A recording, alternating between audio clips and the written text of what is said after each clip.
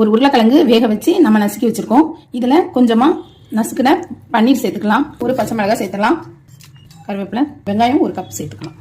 Salt சேர்த்துக்கலாம். இது எல்லாத்தையுமே நம்ம நல்லா பிசைஞ்சு பால் ஆக்கிக்கலாம். இந்த மாதிரி சின்ன சின்ன உருண்டைகளாக உருட்டி வச்சுக்கலாம். இது ரொம்பவே டேஸ்டியாக இருக்கும். இப்போ பிரெட் வந்து சுற்றி இருக்கிறதெல்லாம் கட் பண்ணிடலாம். இப்போ இந்த பிரெட்டை என்ன செய்யணும்னா இப்படி தண்ணியில் நனைச்சிடலாம். அந்த தண்ணியெல்லாம் இழுத்துடலாம். இந்த ஒரு பால் இதில் வச்சு இதை சுற்றி இந்த மாதிரி ஆக்கி இதே மாதிரி 6 உருண்டையை நம்ம இப்படி பண்ணிடலாம். இப்போ எல்லா பிரெட்டையும் நம்ம உருண்டைகள் ஆக்கிட்டோம். இப்போ இது ஆயிலில் பொரிச்சு எடுத்துடலாம். என்ன நல்லா காஞ்சிருக்கு. இல்லை நம்ம ஒவ்வொரு பாலாக போட்டுருவோம். நல்லா வேகட்டும். இப்போ உருண்டைகள் நல்லா வெந்துருச்சு. நம்ம எடுத்துடலாம்.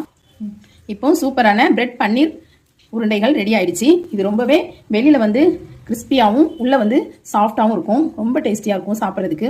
இதே மாதிரி செஞ்சு பாருங்கள்.